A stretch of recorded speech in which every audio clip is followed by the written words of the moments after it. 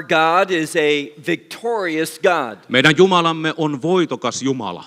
And when you enter into a covenant with him, Ja kun sinä liityt ja tuut siihen liittoon mukaan, you will experience victory. sinä tulet kokemaan voittoja.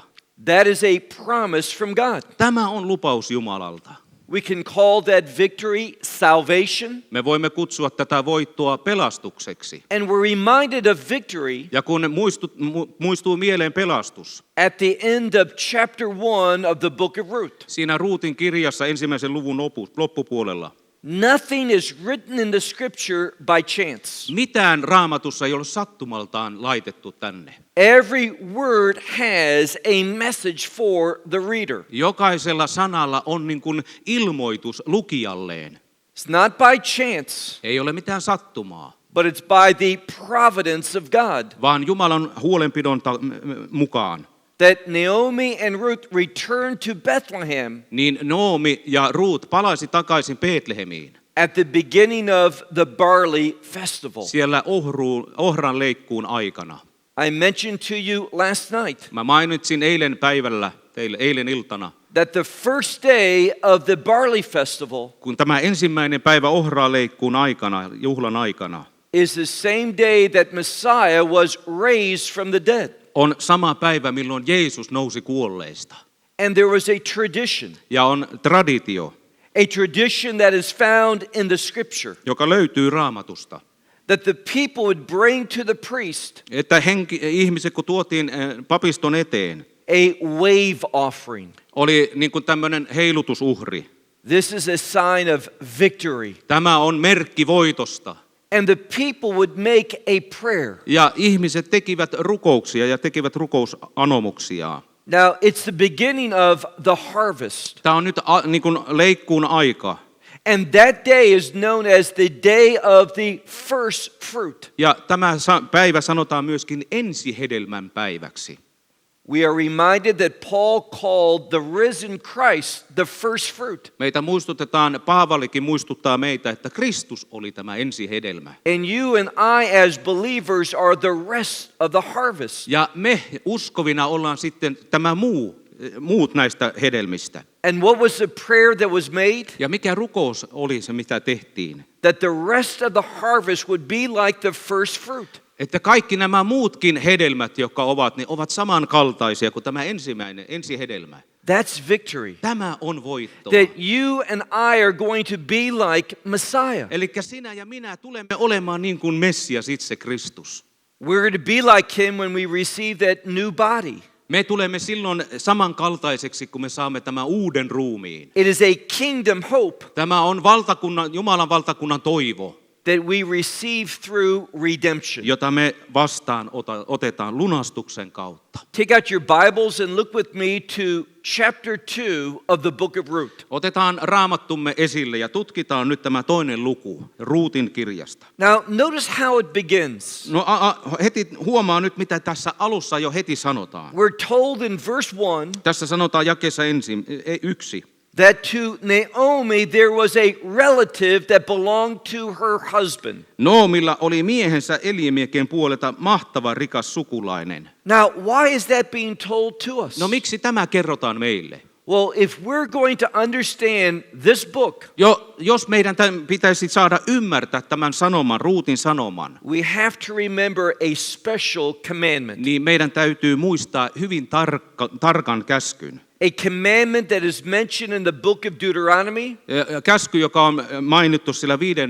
Mooseksen kirjassa. and chapter 25. Ja sieltä jakeesta 25. It says in the Luku first part of 25. that chapter, Ja siinä 25. luvussa alussa mainitaan, if there's a man, jos on ihminen mies he's married, ja hän on naimisissa, but before there is a son, mutta ennen kuin on tullut ja syntynyt poika siihen perheeseen, if this man were to die, jos mies kuolee, then one of his brothers, niin yksi hänen veljistään that word can mean a relative, tarkoittaa niin kuin lähisukulainen. he takes that woman whose husband has died, Hän ottaa vaimokseen sen kuolleen miehen veljensä vaimon. and he enters into a unique marriage. Ja siinä on aina ainutlaatuinen avioliitto.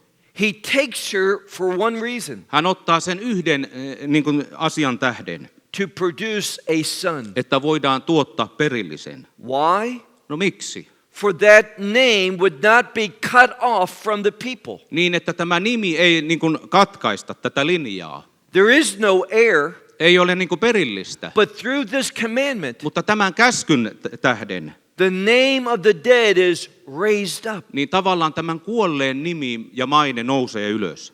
And this marriage Ja tämä avioliitto is a form of redemption. on tavallaan niin kuin semmoisen lunastuksen merkki. Now, if a man would not want to do this, Jos ei mies halua tehdä tätä, all of this is found in Deuteronomy 25. kaikki tämä löytyy siellä 5. Mooseksen kirjassa luvussa 25. If a man wouldn't want to do that, No jos mies ei halua, veli joka ei halua tätä, the Word of God says to do this, niin Raamattu sanoo, että tehdä näin.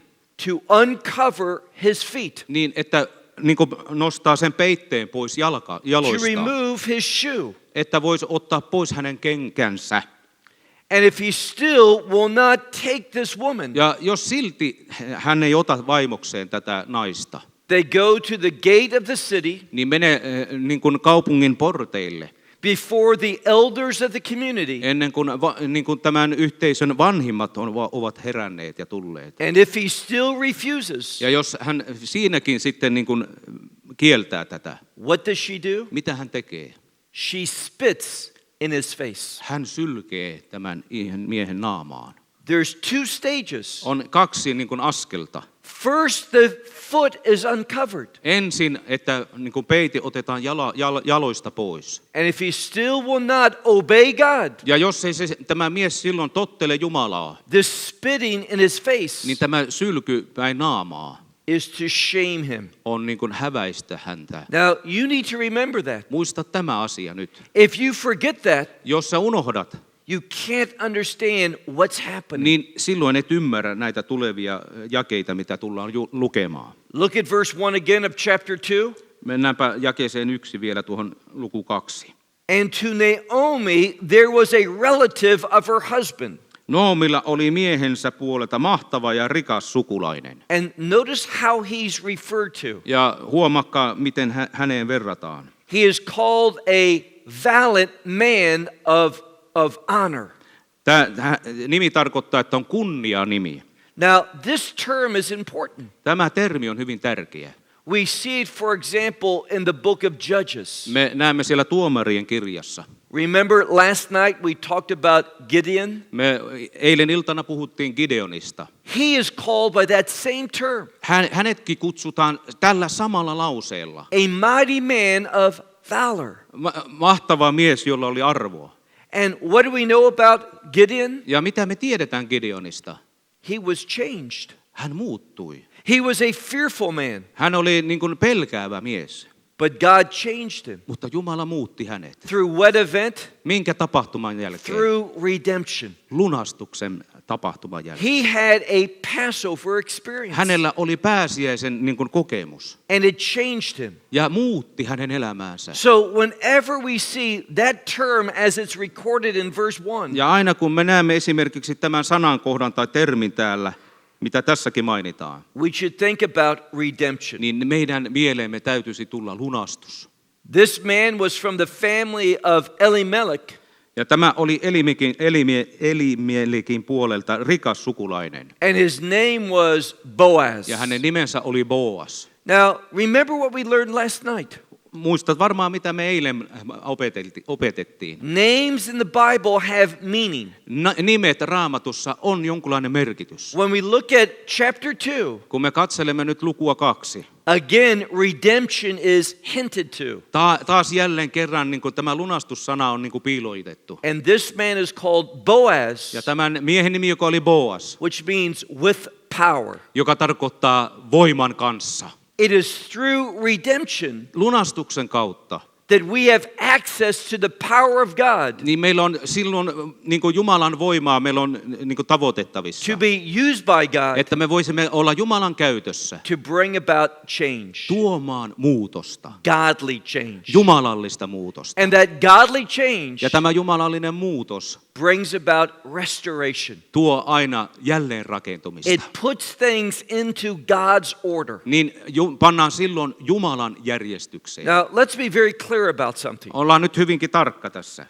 If you want to be blessed by God, Jos sinä haluat ja haluat kokea Jumalan siunauksia, you have to be committed to His order. niin sinun täytyy olla sitoutunut hänen järjestykseen. We can say it differently. Me voidaan eri laillakin tämä sanoa. We need to be submissive to His will. Meidän täytyisi olla alistettuna hänen tahtoon. Now, most people are arguing with God. No monesti me ihmiset me halutaan niin kuin väitellä Jumalan kanssa. We call that prayer. Me kutsutaan sitä rukoukseksi. Prayer is when we try to get God to do what we want. Ne on tavallaan semmoisia rukouksia, halutaan tehdä, Jumala tee niin kuin minä haluan. That is a foolish thing to do. Tämä on tyhmyyden rukous. That's not biblical prayer. Tämä ei ole raamatullinen rukous. Biblical prayer Raamatullinen rukous is when we seek God, on silloin, kun me etsitään Jumalaa, that He reveals to us että hän ilmoittaa meille His will hänen tahtoaan so that we can obey it. niin, että me voimme alistua hänen tahtonsa alle. This is how we find God's order in our life. Näin me löydetään Jumalan järjestyksen omassa elämässämme. Verse 2. Jae 2.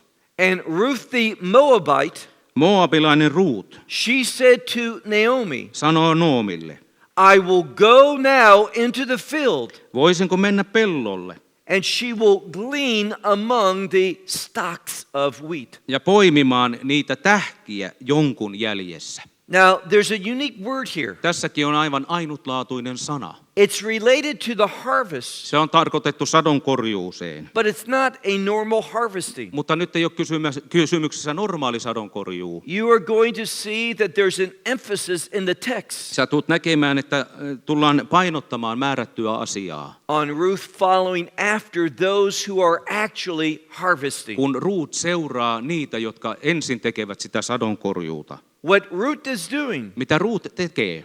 is following the harvesters, Hän seuraa niitä pääsadonkorjaajia. and whatever they leave behind, Ja aina kaikki, mitä jää niin kuin ikään kuin jäljelle, whatever they drop, aivan sama, mitä he tiputtavat, the law of God niin says Jumalan laki sanoo, it is for the poor. se on köyhille tarkoitettu. It is for those who are needy. Niille, jotka ovat tarpeessa. Now, remember the context. No huomaa nyt tämän asian yhteiskonteksti. Naomi was a wealthy woman, Noomi oli hyvinkin vaurakas nainen, but they left Bethlehem mutta he jättivät silloin Betlehemin, because they didn't want to help others. koska he eivät halunneet auttaa muita. They didn't care about the poor and the needy. He eivät välittäneet köyhistä ja niitä tarvitsevilta. And now they find themselves poor and needy. Ja yhtäkkiä, kun he olivat siellä kaukomailla, he huomasivat, että he ovat köyhiä. Why did Ruth do what she was doing? Minkä tähden Ruut teki niin kuin teki? Because the word of God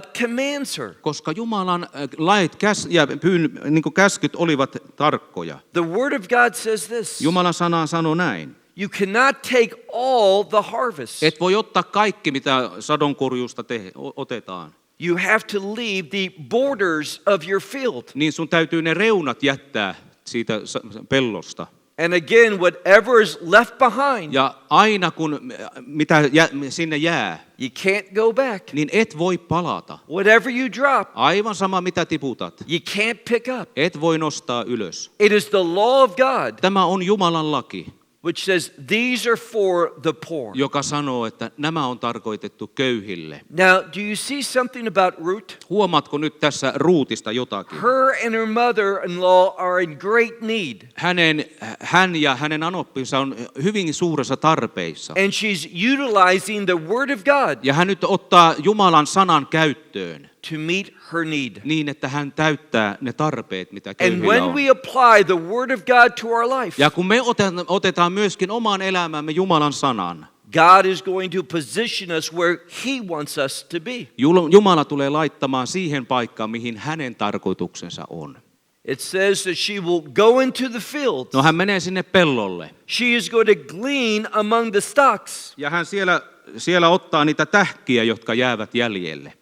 And it says here that she is going to do something. Ja täällä sanotaan vielä jotakin, joka tulee olemaan hänelle suosiollista. After this, she will find grace in His eyes. Joka olisi hänen silmissään suosiollinen. Now, why is that statement there? Minkä takia tämäkin nyt sitten tulee esille? She says, I will find grace Hän sanoo, että minä tulen löytämään armon in his eyes. hänen silmissään. Now, grace is a powerful blessing. Armo on hyvin suuri siunaus. What does grace do? Mitä armo tekee? Well, we all know that we are saved by grace, Me tiedetään kyllä kaikki, että me ollaan armosta pelastettu. but grace biblically is connected to the will of God. Mutta armo Raamatussa on aina yhteydessä Jumalan tahtoon. What Ruth is saying is this: Mitä Ruut sanoo on juuri tämä. as I apply God's word to my life, Kun minä otan vastaan Jumalan sanaa minun sydämeeni, as I use the commandments of God, aivan samalla tavalla kuin minä käytän myöskin ja otan vastaan Jumalan käskyjä, I will receive grace. niin minä otan vastaan armon. And this grace Ja tämä armo will bring God's will into my situation. tuo aina Jumalan tahdon sisimpään. You know what that reveals to us about Ruth? Tiedätkö, mitä tämä nyt ilmoittaa Ruutista? She had a biblical faith. Hänellä oli raamatullinen Jumalan sanan usko. Biblical faith brings us into God's will. Jumalan sanan usko tuo aina meidät hänen tahtoonsa. And she said to her, this is Naomi, go, my daughter. Ja Noomi sanoi niin kuin tyttärelleen, että mene tyttäreni. Verse 3. Jae 3. And she went, Ja hän lähti and she came, ja tuli. and she gleaned in the field after those who are harvesting. Ja poimimaan tähkiä eräälle pellolle elonkorjujen jäljessä. And something happened. Ja jotakin tapahtui. Now, most Bibles don't emphasize this next part. Monesti Raamattu ei ota niin kuin esille muualla näitä, justin tätä sanakohtaa nyt. The word for happening takes place twice or appears 2 times. Ja täällä tämä sama sana sattumalta löytyy ehkä 2 kertaa. What it should literally say is this: Mitä se oikeasti pitäisi olla tämän sattuman sanan tilalle?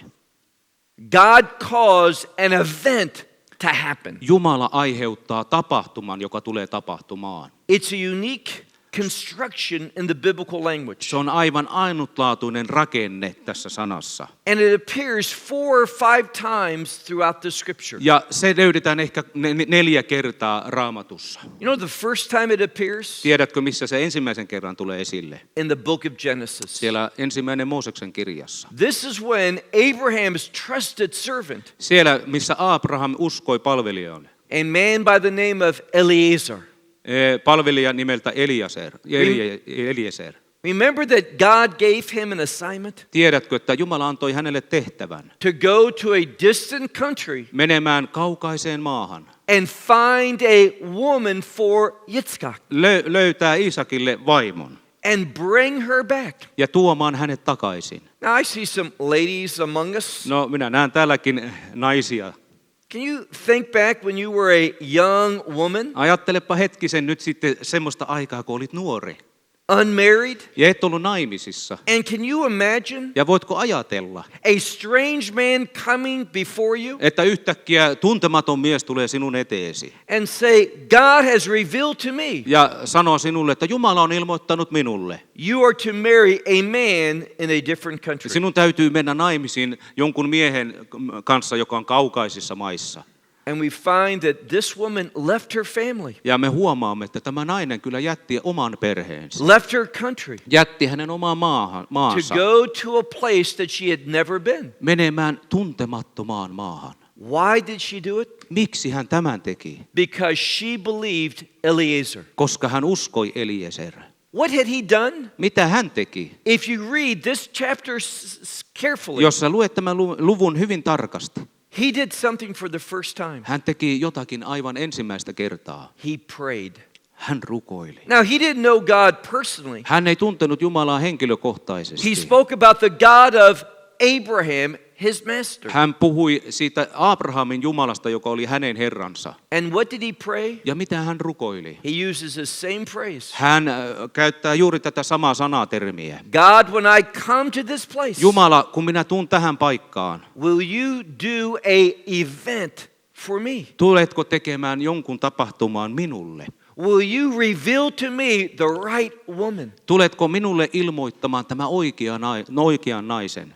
and an event God did at that place. Ja se tapahtuma, mitä Jumala teki siinä hetkessä. Whenever this term appears in the Bible, Aina kun tämä sanakohta ilmenee Raamatussa, it reveals God is at work. niin se ilmoittaa, että Jumala on Let tässä me ask you a mukana. question. Minä taas kysyn teiltä kysymyksen. Is God working in your life? Toimiiko Jumala sinun elämässäsi? Perhaps you're like Ruth and Naomi. Ehkä olet niin kuin Ruut ja Noomi. You're going through a difficult time. Olet niin kuin läpikäymässä hyvin vaikeita aikoja. Is God going to work in that situation? Toimiiko todella Jumala tässä tilanteessa? Well, it depends. No, se riippuu siitä. Are you going to show humility and wisdom? Näytätkö sinä nöyryyttä ja viisautta? Are you going to apply the commandment of God to your life? Otatko Jumalan käskyt sinun omaan sydämeesi? Are you going to seek His grace? Etsitkö hänen armonsa? Are you committed to His will? Oletko sitoutunut hänen tahtoonsa? Ruth was. Ruut oli. And she is going to experience Ja hän tulee kokemaan God happening in her life. Jumalan tapahtumaa hänen omassa elämässään. So a happening took place Niin tässä tapahtuma tapahtuu. in the portion of land Siellä peltopalstalla, that belonged to Boaz, joka kuuluu Eliamekin sukua olevalle Boakselle, who was from the family of Elimelech. joka oli Eliamekin sukulainen. Olipa What vaikea is the scripture saying? Mitä Raamattu sanoo?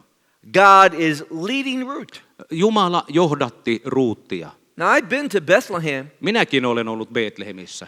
It's not that big a city, Ei se ole kuin mikään valtavan suuri kaupunki, but there's numerous fields around Bethlehem. mutta siellä on valtavia viljavainioita siellä ympärillä. But it was Ruth. Mutta Ruut, She was led to go to a specific field hänet johdatettiin siihen määrättyyn peltopalstaan, who belonged to a relative of her father-in-law. joka kuului hänen niin kuin entiselle, niin kuin, ei anopille, vaan appiukolle, anteeksi. And it was this man Ja tämä mies who could act as a redeemer. voisi niin kuin olla ikään kuin lunastaja. Through redemption, there's change, Tämän lunastuksen kautta on aina muutos, a godly change. jumalallinen muutos. God was working in her life Jumala toimi hänen elämässään to bring her to the right location. tuomaan semmoiselle paikalle juuri oikeaan paikkaan. Look at verse 4. Jae 4. It begins with a most significant word. Ja tässäkin jälleen kerran tullaan merkittävään sanaan, joka aloitetaan näin. It's the Hebrew word hine. Se on hebrealainen sana hinei. We might translate it behold. Ja voidaan sanoa, että katso. It means pay attention. Se tarkoittaa sitä, että ota nyt huomioon. Anytime it appears in the scripture, Aina kun tämä sana tulee ja ilmenee Raamatussa, it katso, informs the reader niin ilmoittaa lukijalleen, that what's going to happen in that verse että mitä tulee tapahtumaan tässä jakeessa tai siinä jakeessa. is of great importance. Sillä on suuri merkitys. Now, timing is important. Eli ajat ovat hyvinkin tärkeitä. It was at that timing Juuri tällä ajankohdalla that Boaz came. Boas tuli. And notice what it says. He came to Bethlehem Ja hän tuli Betlehemistä and he said to those who are harvesting, ja sanoi elon korjaajille, the Lord is with you. Herra olkoon teidän kanssanne. Now, what do you hear or think when that statement appears? Mitä sinä ajattelet, kun tämä sanaan tulee, että Herra olkoon teidän kanssanne The mieleen? Lord is with you. Herra olkoon teidän kanssanne. Now, I hear that and something specifically comes into my mind. Ja kun minä kuulen tämän, niin mulle aina ajatusmaailmassa niin kuin tulee yksi ajatus mieleen. Let me give you one of the names of Messiah. Minä annan teille toisen nimen Messiaksesta. He is called Emmanuel. Hänet kutsutaan myöskin Immanuel. What does that mean? Mitä tämä tarkoittaa? God is with us. Jumala on kanssamme. Now, that word with Tämä kanssamme, has redemptive implications. sillä on niin kuin tämmöinen lunastuksen niin kuin asiayhteys. The only way that I can be with God Ainoa tapa, millä mä voin olla Jumalan kanssa, is through redemption. on lunastuksen kautta. When we come across that name for Messiah, Emmanuel, Ja kun me saamme tämän Herran nimestä Immanuel, The rabbis say that this is the redemptive name of Messiah. Niin rabbit sanovat, että tämä on se lunastuksen sana niin kuin Messiaasta. So when Boaz says, the Lord be with you, Kun Boas tässä nyt sanoo, että Herra olkoon teidän kanssanne, it is another clue to the reader. niin on meille ilmoitus jokaiselle lukijalle. Think about redemption. Ajattele lunastusta. Now let me ask you another question. Minä kysyn taas jälleen toisenkin kysymyksen. God redeems us Jumala meidät lunastaa through his grace, hänen armonsa kautta, through the blood of his son.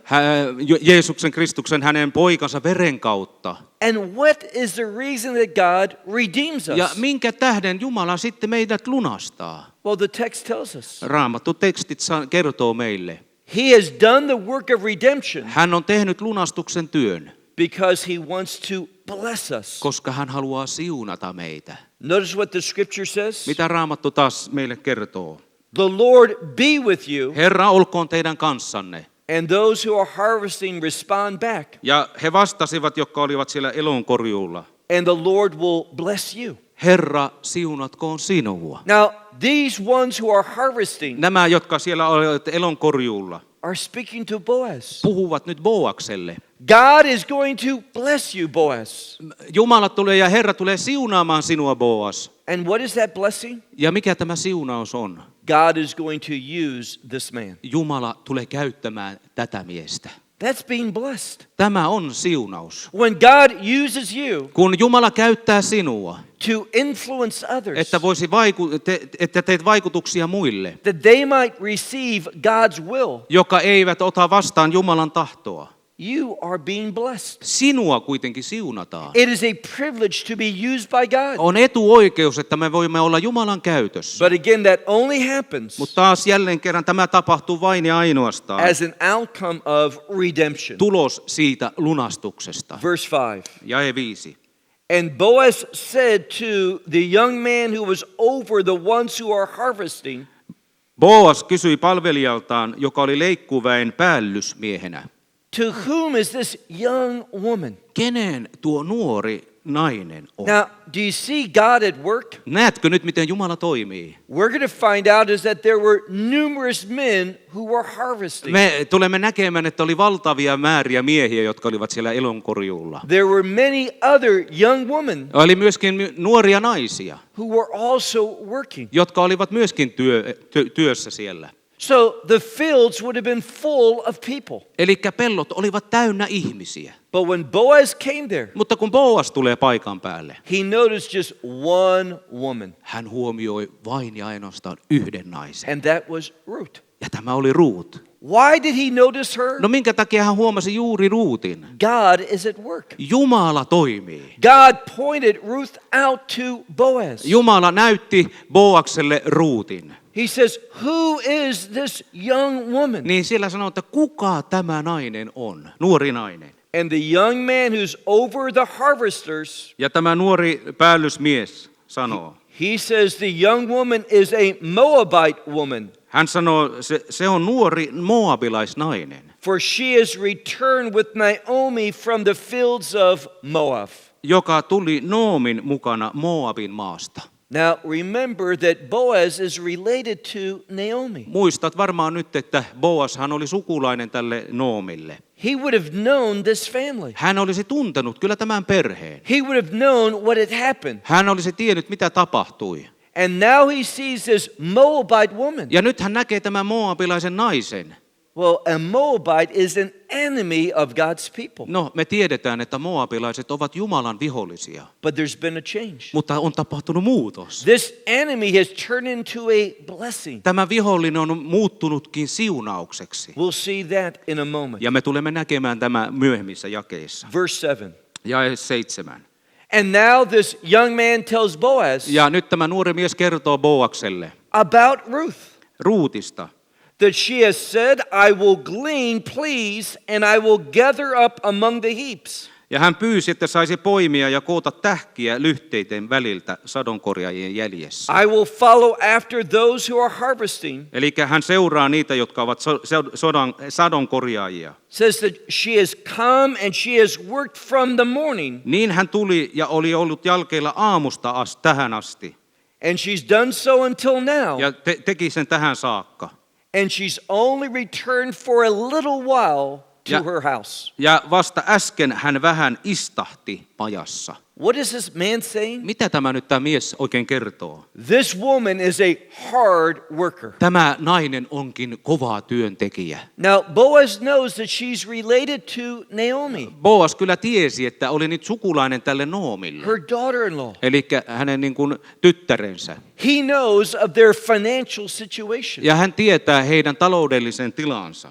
He understands why Ruth is there, Hän tietää, minkä tähden Ruut on paikalla. that they have nothing. Että heillä ei ole yhtään mitään. Remember what Naomi said. Huomaa, mitä Noomi sanoi. When we left Bethlehem, Kun me jätimme Betlehemin, we were full. me olimme rikkaita. Means they were rich. Eli rikkaita. But now we come back Ja kun he tulivat takaisin, and we have emptiness. niin meillä ei ole yhtään They mitään. had nothing. Meillä on aivan tyhjät taskut.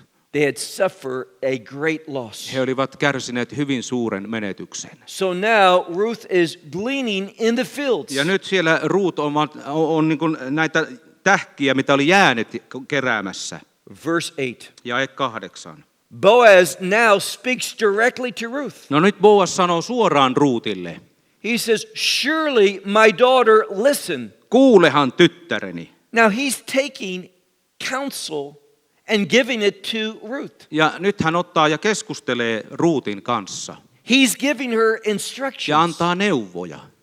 Why is he doing that? No minkä tähden hän näin tekee? God is moving in his life. Jumala alkaa toimimaan hänen elämässään. He's being led to take notice of Ruth. Ja hän on niin kuin johdatettu niin, että hän puhuisi Ruutin kanssa. He says, "Listen to me, my daughter. Ja sanoo, kuulehan tyttäreni. Don't go to another field in order to glean. Älä mene poimimaan toisten pelloille. Do not leave this place, Äläkä lähde pois täältä, but rather cling with my young women." vaan pysyttele täällä minun palvelijattareni kanssa.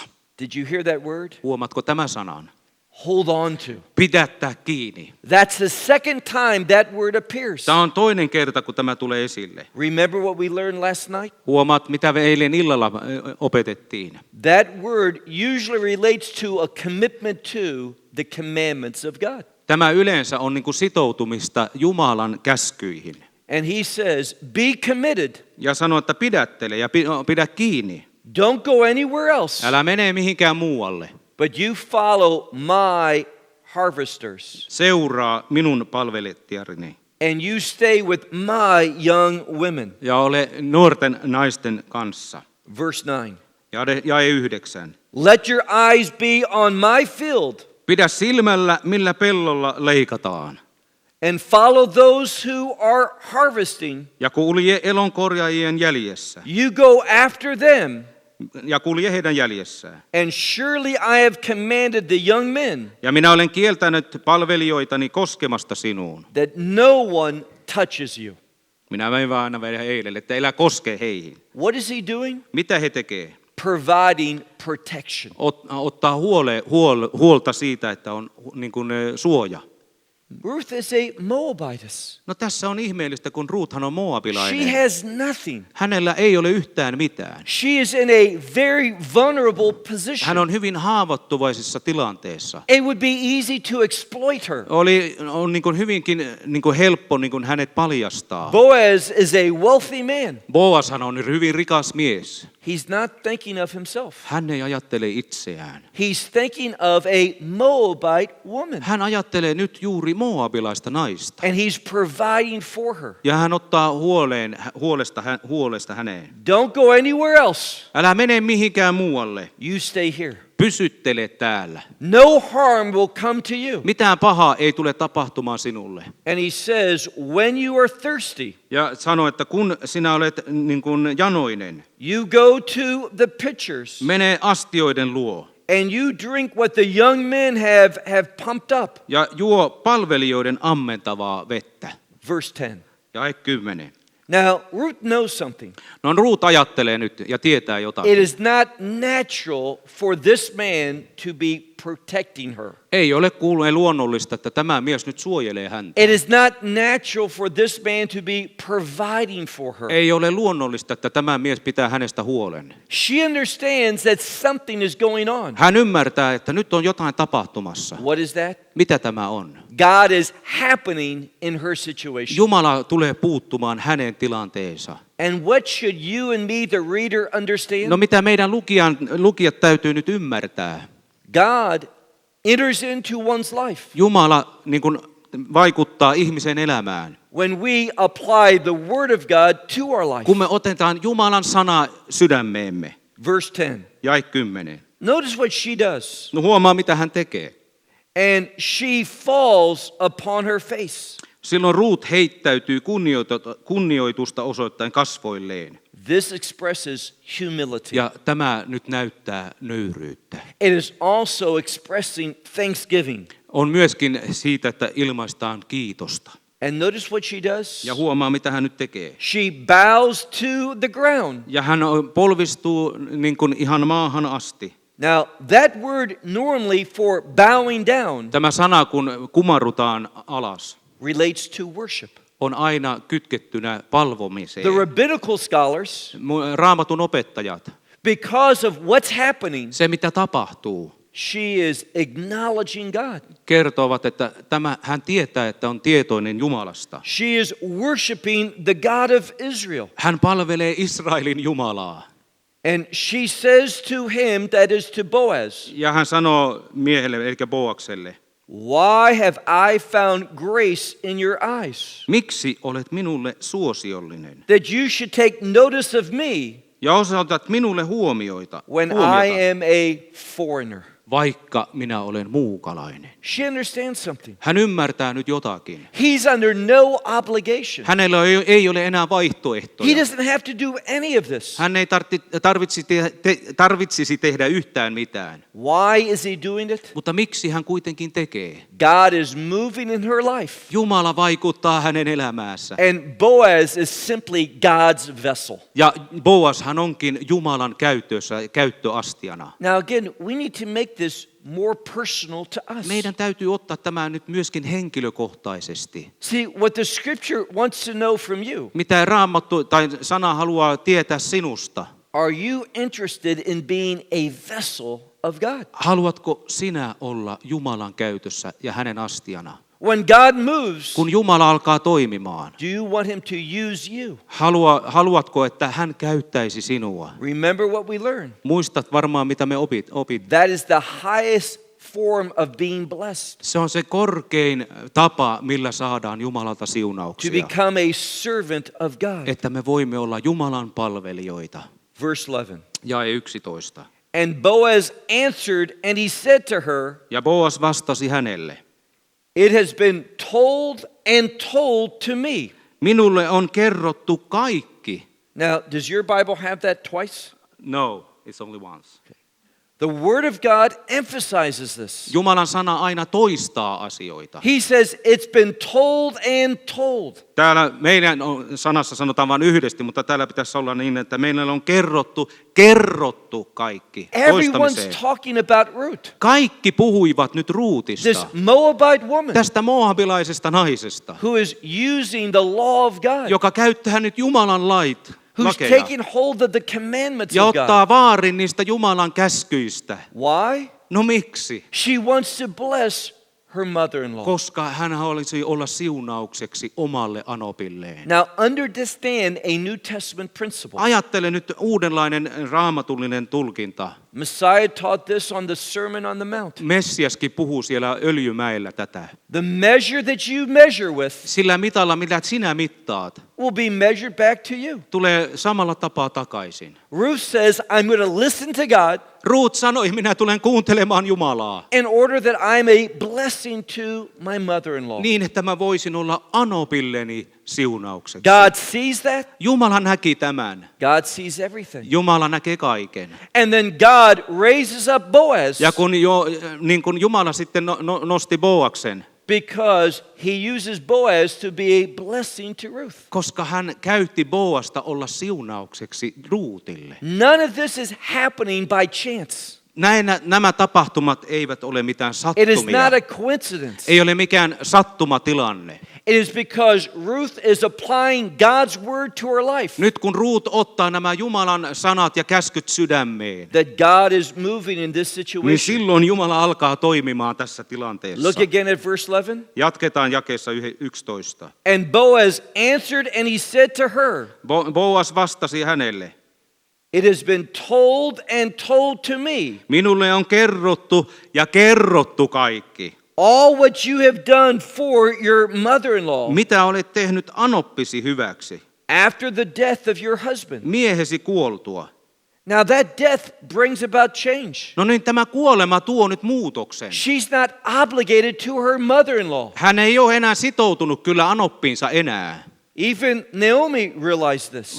Ja Noomikin myöskin tunnisti tämän tilanteen. Remember what she said? Huomaa, mitä hän sanoi. Go back to your own house. Hän sanoi Ruutille, mene takaisin omaan maahansi. Her other daughter-in-law, Orpah, did just that. Tämä toinen hänen niin sanotusti tyttärensä Orpa lähti takaisin. But Ruth is different. Mutta Ruut olikin erilainen. She's not following the ways of the world, Hän ei seuraa, miten maailmaa seurattiin, but she's displaying the character of God. vaan hän julisti Jumalan luonnetta. She's being gracious, Hän oli kiitollinen. and she is going to be a recipient of God's grace. Ja hän tulee myöskin ottamaan vastaan Jumalan armon. And he says, "You did not depart for your father's house or your mother's house, or you left your father and your mother, Ja kuinka jätit isäsi, äitisi ja synnyimaasi ja lähdit kansasi luo, jota et ennen tuntenut. and the place that you were born, No mä menen aina liian eteen. Siihen synnyin maahan. to go to a people that you did not know yesterday or before." Ja lähdit kansan luo, jota et ennen tuntenut. Now that sounds like someone else. Tämä nyt kuulostaa vähän niin kuin toiselta When we henkilöltä. read that verse of scripture, Kun me luemme juuri tätä jaetta, that you left your father and your mother että jätit äitiäsi, isäsi ja äitiäsi, and the place that you were born, siihen synnyin maahan.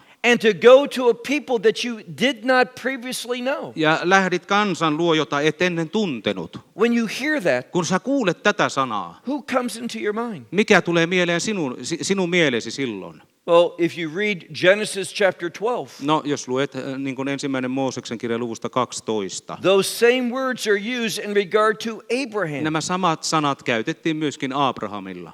And what is Abraham known for? Ja mistä Abraham olikin tunnettu? Genesis 15:6. Siellä on 1. Mooseksen kirja 15:6. Paul quotes that many times in the book of Jo Romans. Paavalikin siteeraa juuri tätä sanankohtaa.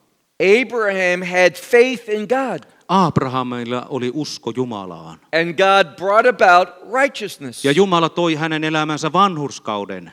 This is what Ruth is doing. Tätä juuri Ruutkin harjoittelee. She is believing God Hän uskoo Jumalaan by implementing His word into her life. ottamaan sydämeensä Jumalan sanan. And we're going to see God is going to be faithful, Ja me tulemme näkemään, että Jumala on uskollinen. just like He was to Abraham. Aivan samalla tavalla kuin hän oli Abrahamille. He's going to move in the same way for Ruth. Hän tulee toimimaan juuri samalla tapaa Ruutin kohdalla. Verse 12. Jae 12.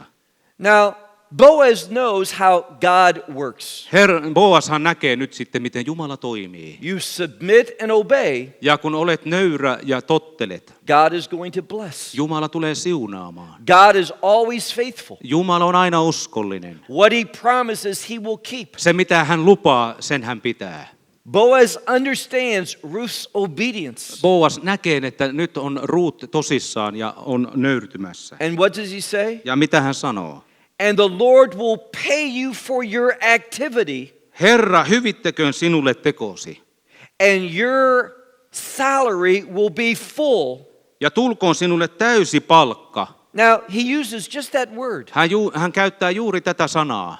When you work, you get a paycheck. Kun teet työtä, niin silloin saat palkkaa. He says, you are working, Sinä teet työtä and God's going to pay you fully. niin Jumala tulee antamaan sinulle täyden palkan. There's nothing unjust with God. Ei ole mitään semmoista niin kuin epäluotettavaa Jumalassa. When God sees you working for him, Kun Jumala näkee, että teet hänelle työtä, he pays completely. hän tulee täydellisesti antamaan täyden palkan.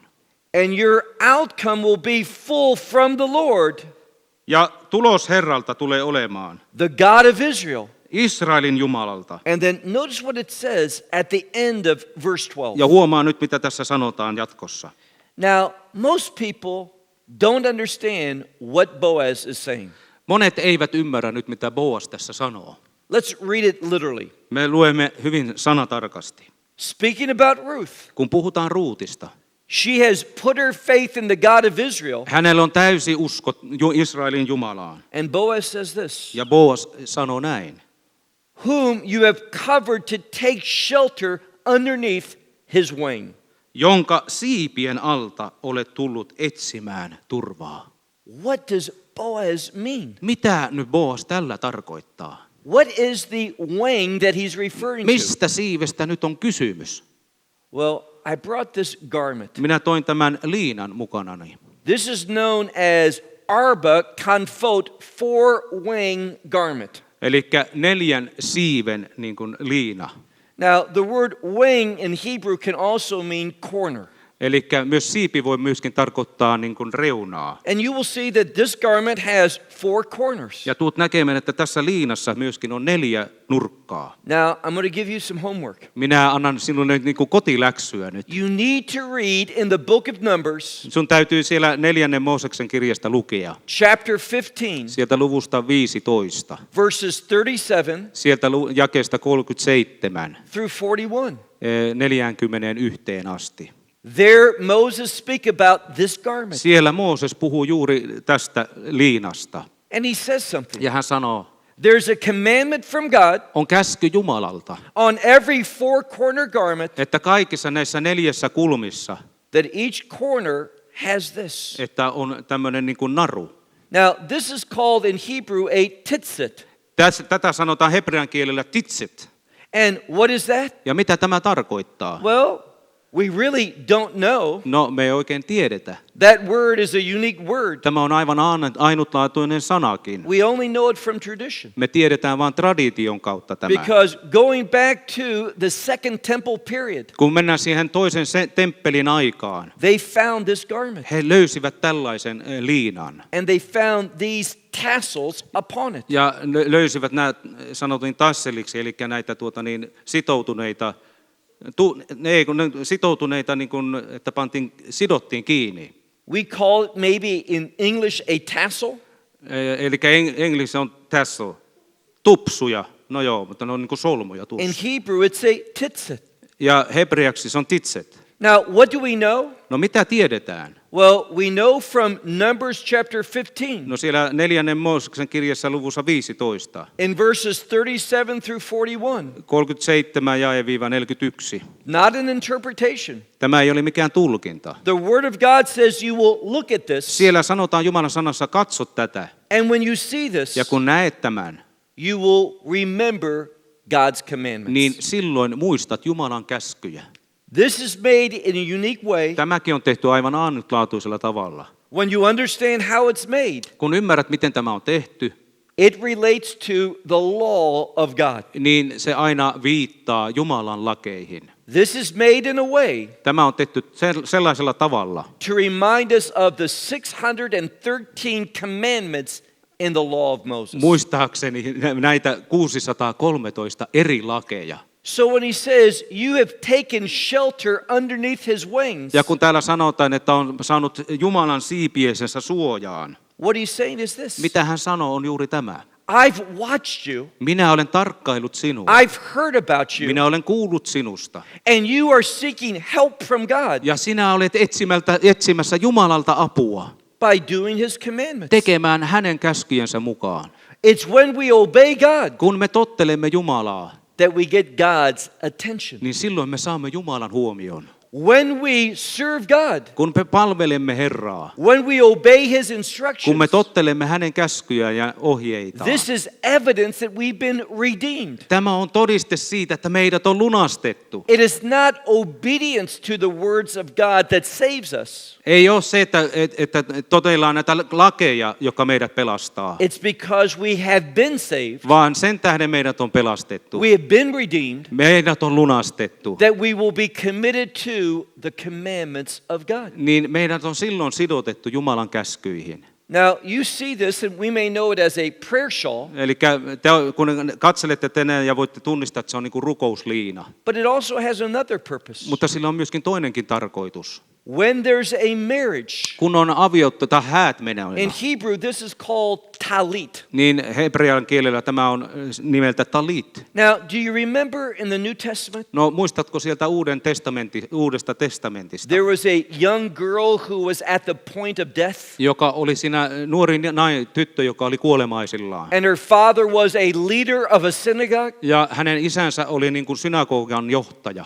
and he had heard about Yeshua, Ja hän oli kuullut Jeesuksesta. and he says, "Come to my house. Ja hän sanoi, että tule minun kotiini. My daughter is about dead." Minun tyttäreni on kuolemaisillaan. And when Yeshua came to that Ja house, kun Jeesus tulee siihen taloon, everyone thought it was too late. kaikki ajattelevat, oli They had liian already myöhään. began the mourning period. He aloittelivat jo itkemään ja niin kuin valituksen aikaa. And what did Yeshua say? Mutta mitä Jeesus sanoi? He says, "She's just sleeping." Jeesus sanoi, että hän vaan nukkuu. Now, she was dead. Hän oli kyllä kuollut. He knew that. Hän tiesi sen. But in Judaism, Mutta juutalaisuudessa, also in the New Testament, myös Uudessa testamentissa, frequently death is spoken of as sleeping. toistuvasti sanotaan, että kuolema on niin kuin nukkumatila. Why? Miksi? Well, I imagine that you all are going to sleep tonight. No minä oletan, että kaikki te nukutte niin kuin seuraavana yönä. What do you expect tomorrow morning? No mitä ajattelet seuraavasta aamusta? To wake up. Että heräät. Therefore, when we die, Sen tähden kun me kuolemme, we should expect to get up. niin meidän täytyy myöskin odottaa, että me nousemme ylös. So sleep is used for death Eli tämä uni niin kuin verrataan kuolemaan, because we believe in resurrection. koska mehän uskotaan ylösnousemukseen. Our death is not the end. Meidän kuolemamme ei ole ikuinen. And therefore, Yeshua spoke to this little girl. Ja sen takia Jeesus puhuu tälle nuorelle tytölle. And what did he say? Ja mitä hän sanoo? Talita. Talita, Now, this is talit. tämä on talit. But when a little girl is born Mutta kun pieni tyttö syntyy and she's taken into the synagogue, ja hänet otetaan sinne synagogaan, she is receiving her name there. silloin hän vasta ottaa vastaan oman nimensä. And when she comes to get her name, Ja kun hän saa tämän nimensä, she's never in a blanket. niin hän ei ole minkään lakanan päällä. She's wrapped up in this. Hänet on kääritty tällaiseen liinaan. A talit. Talittiin. She doesn't have a name. Hänellä ei ole nimeä, So we call her Talita, niin hänet niin kuin silloin kutsutaan talitaksi, which is the feminine form of this masculine word. joka on niin kuin feminiininen sanamuoto juuri tältä liinasta. Now, when there's a wedding, Kun on häät, we raise up the talit. niin me avaamme tämän talitin. This is used as a covering for the bride and the groom. Niin tällä peitetään sitten tätä avioparia. Why? No miksi? They are called to build their marriage Heidät on kutsuttu että rakentamaan perhettään under the commandments of God. Jumalan käskyjen sisäpuolelle. For God to be active in that Niin, relationship. että Jumala voi toimia siinä liitossa. So Yeshua said to that little girl who No was dead, Jeesushan sanoo tälle tytölle, joka olikin kuollut, Talita kumi, talita kumi, which means little girl, get up. joka tarkoittaa nuori tyttö, nouse ylös. And what do we know? Ja mitä me tiedetään? We have new life Meillä on uusi elämä through redemption lunastuksen kautta, so that we can do the word of God. niin että me voimme toimia Jumalan käskyjen mukaan. And it's when we are obeying God Ja vain ja ainoastaan silloin, kun me tottelemme Jumalaa, that we can expect God's activity in our life. niin silloin me voimme huomata Jumalan toimintaa elämässä. For Him to get involved in our circumstances, our situation. Niin että Jumala voi olla meidän meidän niissä tilanteissa mukana. What Boaz is saying is this. Mitä Boas nyt sanoo on tämä. You have obeyed the laws of God. Sinä olet totellut Jumalan käskyjä. And this is how you find God's protection. Ja tällä tapaa saat nyt Jumalan siipien alla olla That suojassa. word for protection Tämä sana suoja means to take cover tarkoittaa myöskin, että pääsee niin kuin suojaa under God. siipien ja Jumalan alle. Jumalan This is how siipien we alle. invite God into our life. Sen tähden me kutsumme Jumalan elämäämme. He sees that in Ruth. Hän näkee juuri tämän Ruutissa. Here's my question for each of you. Minä kysyn nyt juuri teiltä kaikilta kysymyksen. When God looks at you, Kun Jumala nyt katsoo sinua and He is, ja hän tekee näin, does He see that same faith that Ruth had? näkeekö hän sen saman uskon, jolla Ruutilla oli? That you're trusting in Him Että sinä uskot häneen. by applying His word and His commandments to your life. Ottaa hänen sanansa ja käskynsä omaan sydämeesi. It's not to save us. Ei vaan sen, että pelastukseksi, It is to manifest that we have been saved by grace. vaan julistaaksemme, että meidät on pelastettu armosta. It's when we obey God's word Kun me tottelemme Jumalan käskyjä ja that we sanaa, can expect niin silloin voimme odottaa, God to happen in our että circumstances. Jumala tulee meidän tilanteisiin mukaan. And what are we going to see? Ja mitä me tulemme näkemään? Well, after we take our break, Pienen niin kuin tauon jälkeen me tulemme näkemään. we're going to see that Ruth Me tulemme näkemään, että Ruut prophesies. profeetoi. God reveals her future. Jumala ilmoittaa hänelle tulevaisuuden. God tells Ruth Jumala kertoo Ruutille, what He's going to do. mitä hän tulee tekemään. Now, when we look at verse 13, when we come back, Kun katkon jälkeen tulemme katsomaan jakeesta 13 eteenpäin, in my mind, minun mielessäni verse 13 jae 13 is one of the most significant verses in this book. on yksi niistä merkittävistä jakeista tässä luvussa tai näissä kirjassa. Most people read that verse Monet ihmiset lukevat kyllä tämän jakeen, and they don't give it a second thought. eikä ajattele niin kuin sekuntia pitemmälle. Verse 13 Jae 13 is prophetic. on profetaalinen. Let's take our break. Otetaan pieni paussi. We'll come back afterwards Tulemme takaisin noin 10 minuutin päästä. and we'll finish chapter 2. Ja luemme tämän luvun 2 loppuun.